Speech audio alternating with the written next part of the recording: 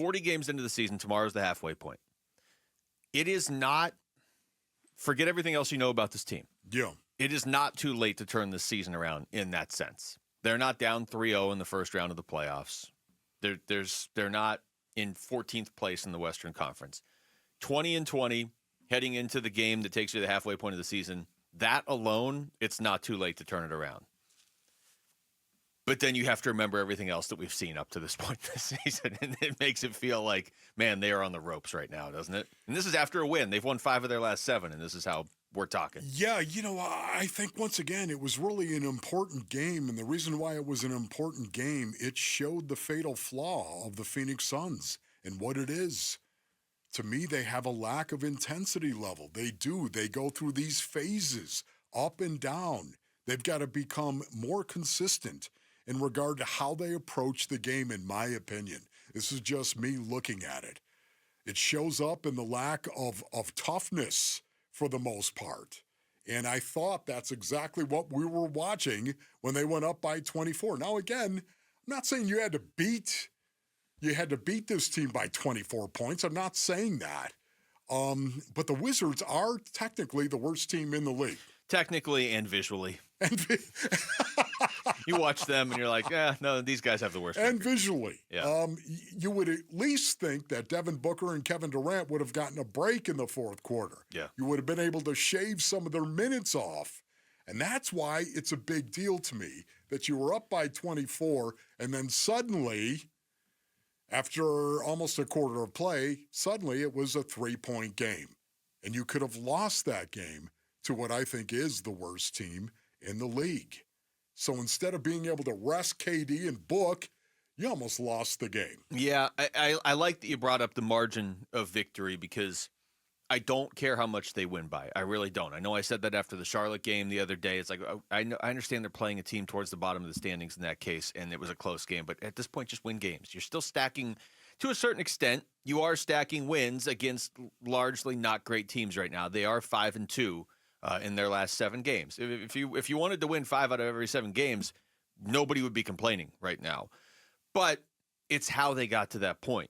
You were handling Washington. As much as the Suns were just throwing the ball all over the place and turning it over, so was Washington. I mean, and you should be way up on Washington, and you were. And then there's a difference between like, well, you beat Charlotte by 7, but I really wanted it to be by 12. There's a difference between that to me and you were up 15 with 4 minutes left against Washington, and you almost lost. What happened at the end of the game? What happened? What do you think happened? Was there a loss of intensity? Yeah. Yes. And Durant didn't play much at the very end until it got until we were like on the verge of a major collapse. But still, it's the whole team. It's not one guy. Yeah, for me, once again, how do you fix this? That is the thing that matters. This is the most important thing going forward. How are you going to fix this? And to me, it's, hey, you know what? First of all, identify the problem. What is the problem? The problem is collectively. They have individually tough guys on their team. They do. Individually, Book is, to me, I think Book is a competitor through and through. I think Book is a guy that brings a consistent level of play from a competitive standpoint to the floor. Not all the time great on the defensive end of the floor, not all the time great, but he has improved dramatically. He has. And I consider him a two-way player in that regard. Yeah, but I do too. Royce O'Neal's another guy. This guy is a competitor, and he's tough. But collectively, when you put it all together, all these pieces, man, there's a lack of intensity, and you could see it. And it's the reason why they got up by 24. And I think, honestly, we all knew what was going to happen. We've seen this before from the Suns. They don't blow people out.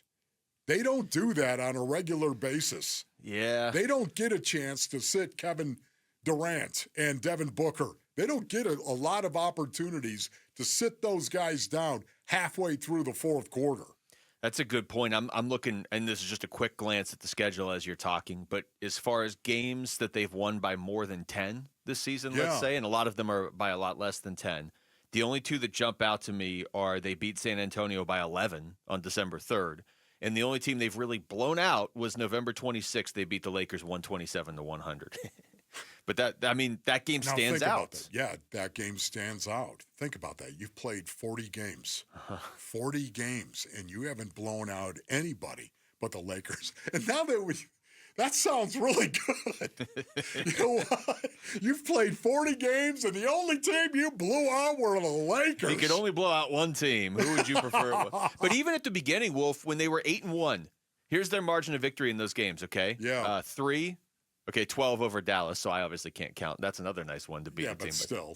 Okay, but it's not. I don't consider that a blowout. 4, 6, 6, 2, 3, 1. Okay, that's when they were 8-1. That's when they were playing their best basketball. One of those games was in hand with a minute left. So they lost their intensity level, and this has been a reoccurring theme. And they almost lost this game, in my opinion, because of it. The question is, how are you going to fix it? What do you have to do with the pieces you have right now? And I'm including Nick Richards into those. You haven't said the name that I want to spend the next 2 hours of the show talking about. We're not going to. There's a lot going on. But you haven't even said Ryan Dunn's name yet. Okay, Ryan Dunn. Ryan Dunn. How is this a slam dunk of a rookie season for Ryan Dunn? Yeah, see, everything with the Suns makes you angry right now. When they drafted Ryan Dunn, did you ever expect that he was going to be doing this quickly? No way. And they're still only 500. Not even close right now. We're going to be doing this a little bit later, but, this is like plan B, free agency, when I think of Ryan Dunn. We're going to do this little bit later in the show, a segment, where we're going to say, if you could protect three guys.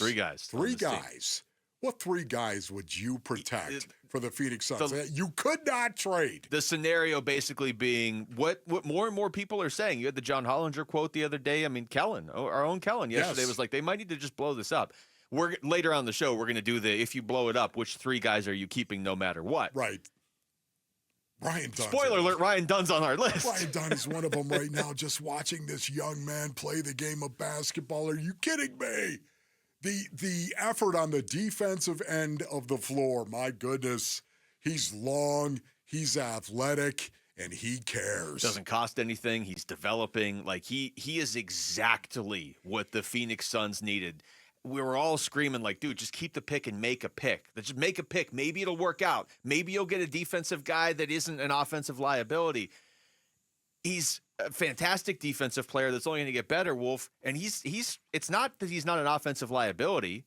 He's scoring. He had 18 points last night on 67% shooting. Hit a couple threes. Had 11 rebounds for a team that needs rebounds. Yes. And he's a rookie. The Ryan Dunn part of this season could not be going much better. Yes, I agree with that. And yet it really hasn't translated into a ton of wins for this team. Now, listen, he's only shooting 32% right now from 3. From 3, yeah. Okay, 32%. But he's taken a lot more threes than what I thought he was going to be doing. Especially at the beginning of the season when we were looking at him, it was okay. This guy came in with a reputation. He can't shoot the 3. And then what did he do? Came in with a reputation he can't shoot at all. Right. And he's shooting 47% from the field this year. Yeah, 47% and 32% from beyond the arc. Yeah.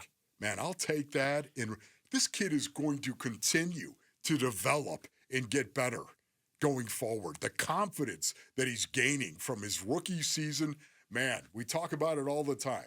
Juxtapose your rookie season to year 2, and how much better are you going to be? When they got him in the draft, all of the talk was, hey, the Suns got a pretty good defensive player, and that's tough to do. Now, can he just shoot well enough to stay on the floor? Man. He's starting now. And when you watch them play, teams are not just leaving him like, oh, that's Ryan Dunn. Go ahead. Just fire up your brick, kid. Like, we'll just pick up the ball and go the other way. Like, you have to pay attention to him. When the Suns are on offense, the other team has to pay attention to him defensively, which is all you wanted when you drafted him because of what he gives you defensively. He has been a revelation this season, and he's the guy that, like, he's still having fun out there, even when things are going miserably, because he's a rookie, and he's like, hey, look at this. He loves to compete. Thanks for watching Wolf and Luke. Tap to see more and click the button in the middle to subscribe to Arizona Sports.